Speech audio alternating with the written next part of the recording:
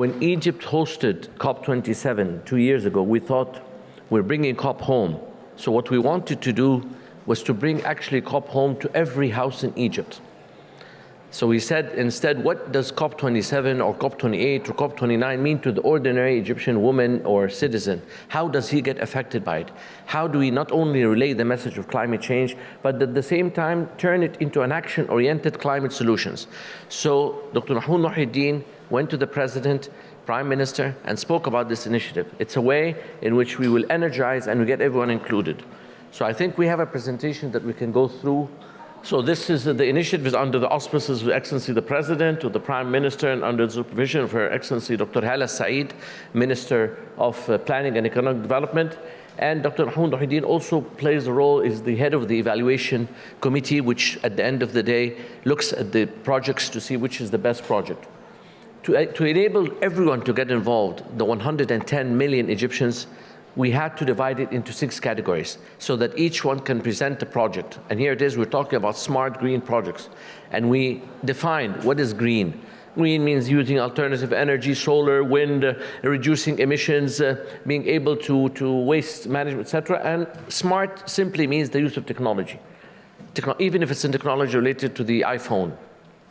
So we divided it into large-scale projects, medium, small, startups, gender-related projects, women, nonprofits. So that allows everyone to come in. If you have £50,000, if you have $5,000, you can enter a project. If you have $3 billion, like the project we received last year with the sugar company that makes sugar through organic, then they're allowed to come in. This way, it's inclusive for everyone. And then when you present an initiative and tell everyone, listen, while you're sitting at home, instead of going to the government with paperwork to present the project, if you have a green project and smart, just go online under the rubric of the initiative, put your name, the name of where you belong. There are 27 governors in Egypt, Alexandria, Asyut, write your name, and then write a few lines about the project. It has to be a project. If you have an idea of climate change, that's welcome, but not in our door, not in our platform. It has to be an implementable project, or at least there is a feasibility study, there is something that you can do. To be able to do that, we had, of course, to educate, to have capacity building, because people wouldn't know, what do you mean green? What do you mean a green project? So we had to do seminars and training and evaluations across online and in 20 of the governorates, 20 of the universities. We used all the platforms of education, whether it's youth centers, universities, or governorate structures to be able to give courses, etc. And this is in 2 years. We had 2 rounds. One last year, the one the year before. We received 12,000 projects, of which, of course, you can see women-led projects are 2,000, nonprofit 2,000, also around startups, Southgate, etc. And these projects, the ones we received, we, of course, filtered them and took the best of the best from each year. We took 162, because each governorate was asked to give us the best 6 projects that they received in each category. And through the committee that Dr. Mahmoud Muhyiddin sets, we were able to pick 18 of the best in Egypt, and to give them financial rewards, and more importantly, to interlink them with financial institutions. So we had 18 last year and the 18 the year before, 36 winners. We took them, we invited them to COP27 and to COP28 in Dubai. They showcased their projects, and they start having financial investments, etc. Just to give you one example of the big projects, one began with $7 million. After 1 year, became $350 million in 1 year. Others, of course, were in smaller scale, but many of them were able to have this. And these are the sectors, because people will say, when you gave the ball, when you gave the initiative to the normal, ordinary Egyptian citizen, what projects of the 12,000, what areas did the Egyptian woman, the Egyptian youth, the Egyptian man present? These are the sectors. You'll find that a majority were in waste management, 674, 647 energy, you had climate adaptation. What's important about this is a localization initiative. It comes from down up. In our discourse, in our conversation with the countries that are responsible for the climate change, we tell them you have a responsibility. You caused this problem. They say, okay, we want to help, but we want projects. We tell them, well, the government has a lot of projects. Said, sir, we're not really interested in government projects. We want projects that are coming from the private sector, coming from the ordinary people. Tell them, here it is. You have no excuse anymore. If you have, these are the projects, go ahead and fund them. Some people ask immediately, what has been the impact? Tell me the impact of this. After 2 years, maybe 2 years is still not too early, but we have an impact.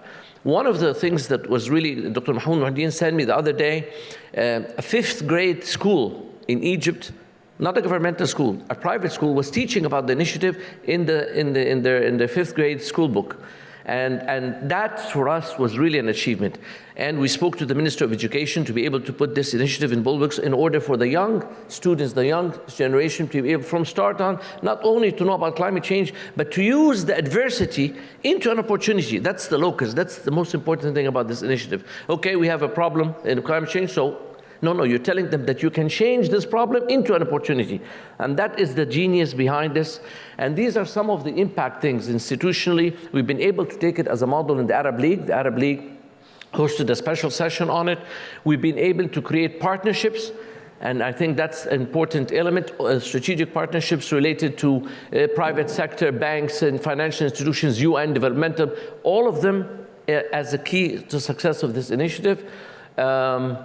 Also, you have, of course, innovation and this mindset. The most important thing is changing the mindset in Egypt, is that when you've begun to present a project, when you think of a project, in the first place, you think that there is an element of a green element that can be helpful to you, and at the same time, a smart element, which is technology.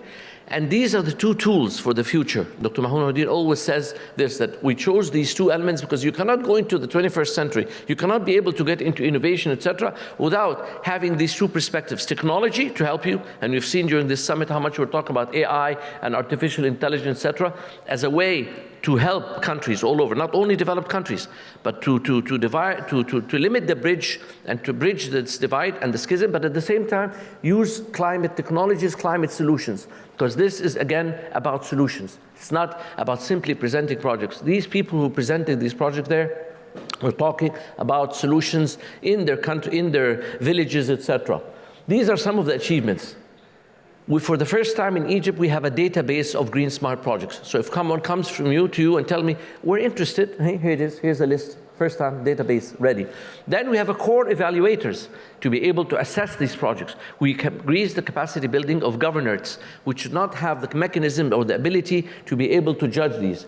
Then, of course, you're enabling smart technology, digital transformation. You're enabling certain sectors like women and youth, etc., including the handicapped, and including we received a project from some of the disabled, a huge city as a model, which became, and the Prime Minister looked at that project in the national conference. And of course, there's the initiative covered the 17 SDGs, so that's of course, we were able to reach, to be able to be successful, you have to reach, we think, through the activities that we had, through the media. Of course, the minister, Dr. Hala Saeed, Dr. Mahmoud Muhaddin, the prime minister, the different ministers, because it's a governmental initiative, were able to get 18 million individuals to understand and to know about this initiative. Of course, that in itself in 2 years is considered something. This is just some success stories. I brought some of them from round 1, round 2. And the point here is that these people were able not only to present great genius projects, and they're on the way international, but they all have been recognized, recognized on the national level, the Prime Minister, they took their financial advantages. Now they've been recognized internationally, in the US, in Europe, in Tokyo, in Indonesia, and they've took major prizes, and now their innovations, their IP, their ideas are now all over the place, and therefore this initiative enabled someone to come from a local village, be recognized nationally, implement the project, have partnerships, we help him to interlink them, and become on the world level. So our job, some people say, okay, what do you do? I tell them, well, we take the projects, and they say, okay, Ambassador, you've won, help us. So we come here, we go to COP27, COP28. So in COP28, for example, we brought the winners, and they have 17 sessions. It's your chance. They would stand like here in front of people and say, this is my project. As soon as someone from the audience would say, okay, I'll fund you, I will do something, etc. So this is part of it, to have strategic collaborations with different people, including the Secretary General of the UN, who applauded this Also, we do a national conference every year. The national conference objective is to allow not only the winners to come, but also not only the winners of the winners, all the 162, all the finalists, to come and showcase them. And we invite the investors, invite the financial institutions, invite the different people to and see these projects so that they can be appraised and strike a deal. And many of them were successful in that respect. Finally, this is the organizational structure to be able to do something that does for 100 million Egyptians. We had to use the power of the governors, each governor and the governorate, and have a committee to be able to disseminate the knowledge, etc.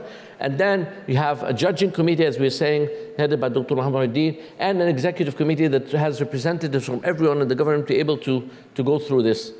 And these are the criteria in general, so that when people apply, say, what is the criteria for us to qualify? These are some of it. Of course, it has a smart component, a green component, empowerment, it has impact on the ground, feasibility, investment. You can apply. Some people say we're never going to win. So no, you're not. But you're going to be on the database, and you might win. And then someone might say, well, I'm not interested in the winning projects, the 300, 500. I'm interested in number 10,000, 10,000, 11,000, because this is in my village, this is my area. So this is, I think we went over time, but thank you very much for giving this opportunity. See, Dr. Muhammad. Thank you.